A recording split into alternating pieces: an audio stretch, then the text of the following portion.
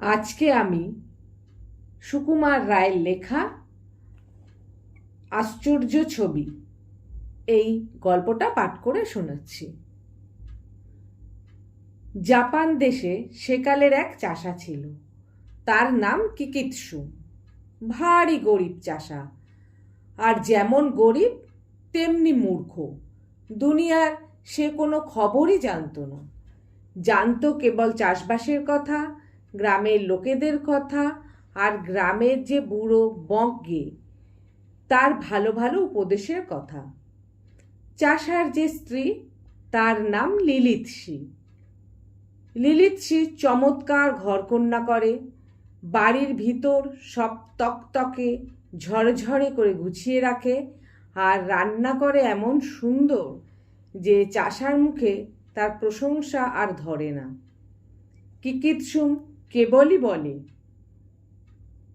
এত আমার বয়স হলো, এত আমি দেখলাম শুনলাম, কিন্তু রূপে গুণে এর মতো আর একটিও কোথাও দেখতে পাইনি।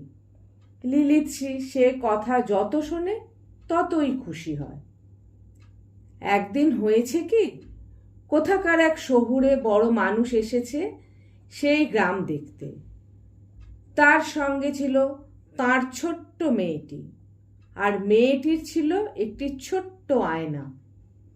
রাস্তায় চলতে চলতে আয়নাটা সেই মেয়ের হাত থেকে কখন পড়ে গেছে কেউ তা দেখতে পায়নি। কিকিৎসুম যখন চাষ করে বাড়ি ফিরছে, তখন সে দেখতে পেল রাস্তার ধারে ঘাসের মধ্যে কি একটা চকচক করছে। সে তুলে দেখল একটা অদ্ভুত চ্যাপ্টা চৌকোনো জিনিস। সে কিনা কখনো আয়না দেখেনি। তাই সে ভয়ানক আশ্চর্য হয়ে ভাবতে লাগলো, এটা আবার কি রে? নেড়ে চেড়ে দেখতে গিয়ে হঠাৎ সেই আরশির ভিতরে নিজের ছায়ার দিকে তার নজর পড়ল।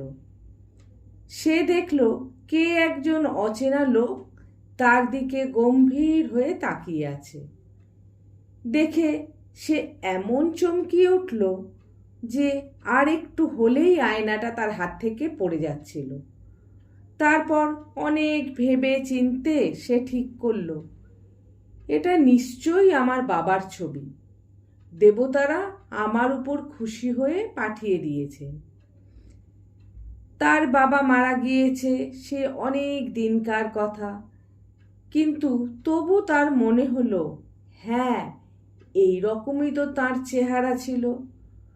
তারপর কি আশ্চর্য, সে চেয়ে দেখল তার নিজের গলায় যেমন একটা রূপার মাদুলি, ছবির গলায়ও ঠিক তেমনি। এ মাদুলি তো তার বাবারই ছিল। তিনি তো সর্বদাই এটা গলায় দিতেন। তবে তো এটা তার বাবারই ছবি।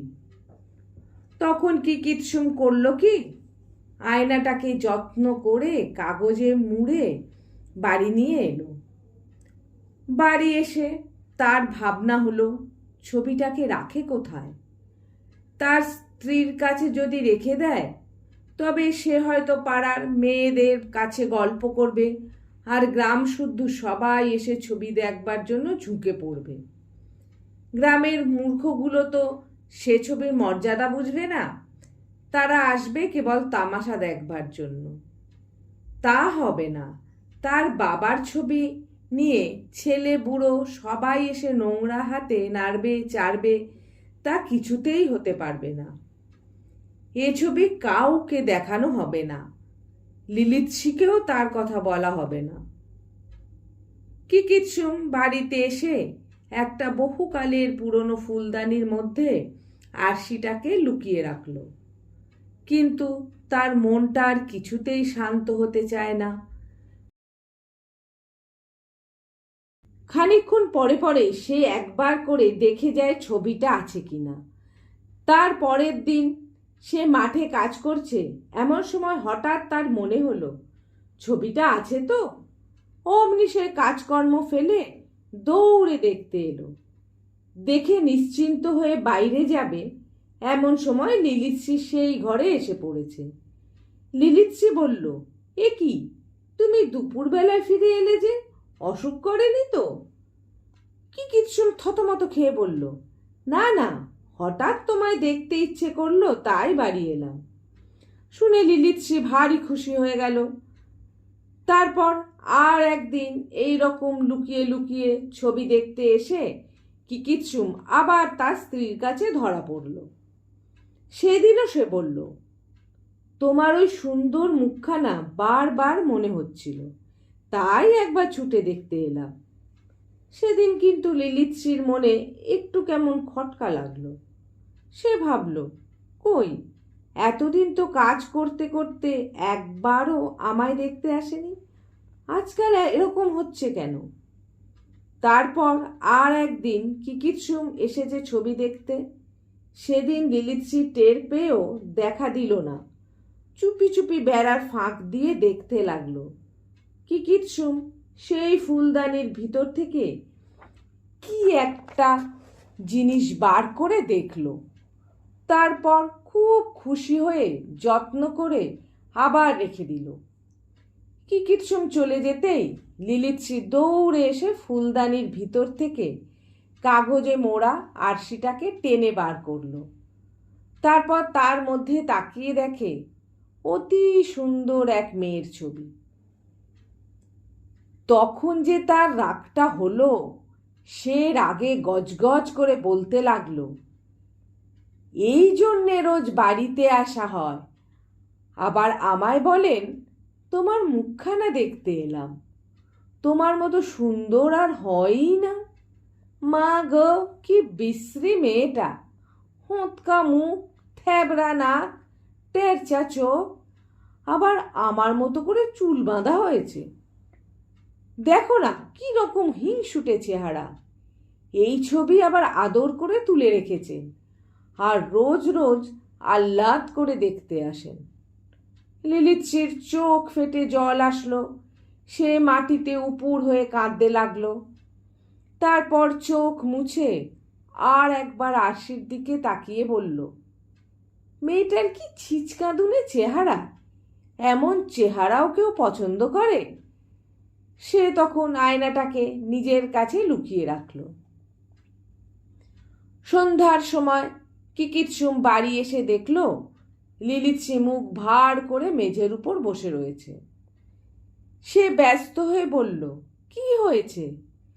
লিলিত্রি বলল, থাক থাক, আদর দেখাতে হবে না, নাও তোমার সাধের ছবিখানা নাও, ওকে নিয়েই আদর করো, যত্ন করো, মাথায় করে তুলে রাখো। তখন কিকিৎসুম গম্ভীর হয়ে বলল, তুমি যে আমার ছবিকে নিয়ে তাচ্ছিল্য করছো, জানো ওটা আমার বাবার ছবি? লিলিত্রি আরও রেগে বলল, হ্যাঁ, তোমার বাবার ছবি, আমি কচি খুকি কি না? একটা বলে দিলেই হলো। তোমার বাবার কি অমনি আহ্লাদে মেয়ের মতো চেহারা ছিল? তিনি কি আমাদের মতো করে খোঁপা বাঁধতেন? কথাটা শেষ না হতেই কিকিৎসুম বলল, তুমি না দেখেই রাগ করছো কেন? একবার ভালো করে দেখোই না। এই বলে কিকিৎসুম নিজে আবার দেখল আরশির মধ্যে সেই মুখ। তখন দুজনের মধ্যে ভয়ানক ঝগড়া বেঁধে গেল। কিকিৎসুম বলে, ওটা তার বাবার ছবি। লিলিত্রি বলে, ওটা একটা হিংসুটি মেয়ের ছবি। এই রকম তর্ক চলছে। এমন সময় গ্রামের যে বুড়ো বজ্ঞে, সে তাদের গলার আওয়াজ শুনে দেখতে এলো ব্যাপারখানা কি। পুরুত ঠাকুরকে দেখে দুজনেই নমস্কার করে তার কাছে নালিশ লাগিয়ে দিল। কিকিৎসুম বলল, দেখুন, আমার বাবার ছবি, সেদিন আমি রাস্তা থেকে কুড়িয়ে পেলাম, আর ও কিনা বলে যে ওটা কোন এক মেয়ের ছবি।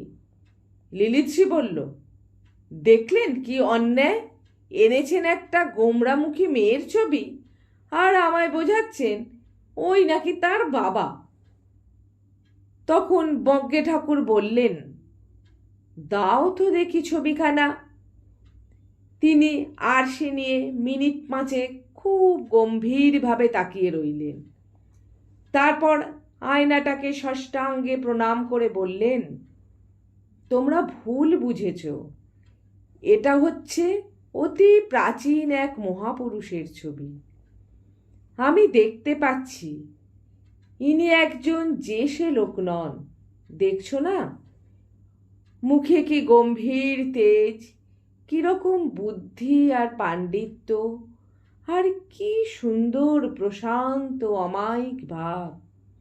এই ছবিটা তো এমন করে রাখলে চলবে না, বড় মন্দির গড়ে তার মধ্যে পাথরের বেদি বানিয়ে তার মধ্যে ছবিখানাকে রাখতে হবে, আর ফুল চন্দন ধূপধুনা দিয়ে তার সম্মান করতে হবে। এই বলে বজ্ঞে ঠাকুর আরশি নিয়ে চলে গেলেন। আর কিকিৎসুম আর লিলিৎসি ঝগড়া টগড়া ভুলে খুশি হয়ে খেতে বসলো।